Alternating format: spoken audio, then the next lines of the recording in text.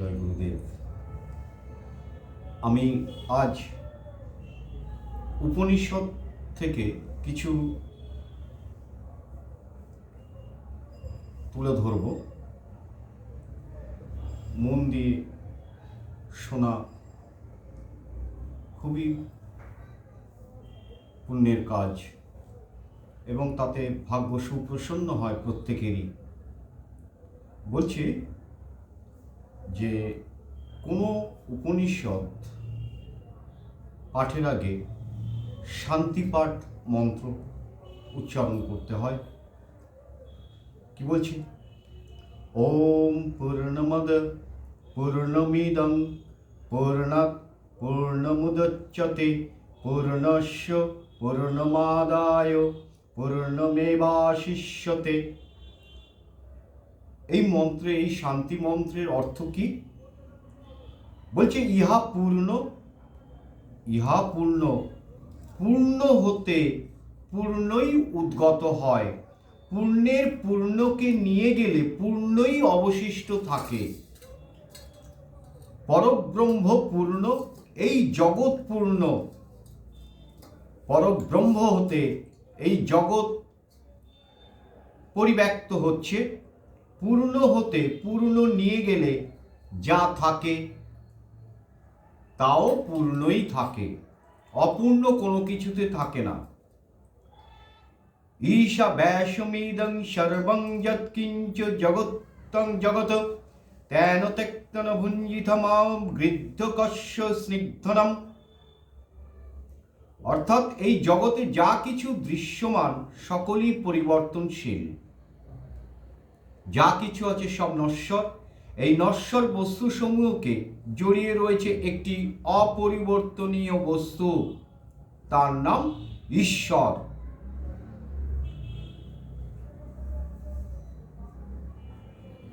সকল অনিত্য বস্তুর বাইরেও তিনি জড়িয়ে আছেন, ভিতরেও তিনি বসবাস করছেন। ঈশ্বর কথার অর্থ হচ্ছে নিয়ামক, অর্থাৎ ভেতর থেকে সকল বস্তুকে তিনি নিয়ন্ত্রণ করছেন। সকল অনিত্য বস্তুর অন্তরে বাইরে নিত্য বস্তু বিদ্যমান।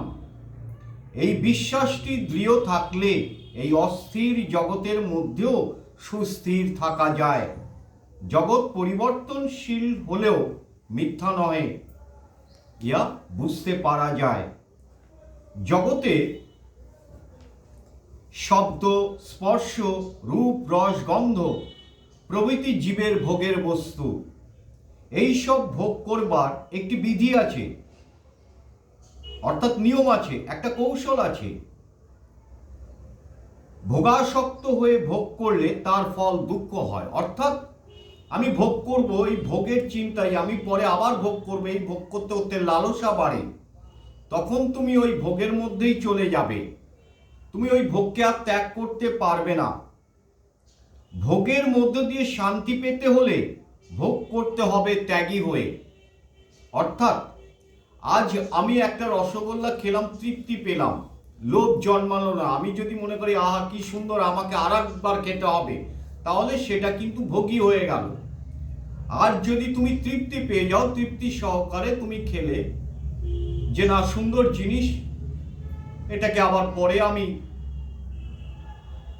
নেব, এই যে পরে নেবে, তার মানে এই যে ত্যাগটা, এই ত্যাগই হয়ে তোমাকে ভোগ করতে হবে। অনাসক্ত হয়ে ভোগ করলে তাতে আছে অনাবিল শান্তি, আর ভোগের মারফত দিয়ে ভোগ পরিণাম অবশেষে কষ্ট। আদর্শ জীবনযাপন করতে গেলে তিনটে মন্ত্র আছে। উপনিষদে তিনটি মন্ত্র বা তিনটি উপদেশ উপনিষদ দিয়েছেন সকল জীবজগৎকে, অর্থাৎ মানুষকে। কি বলছে? জগৎ জুড়ে ঈশ্বর আছে, এ কথাটা তোমাকে বিশ্বাস করতে হবে।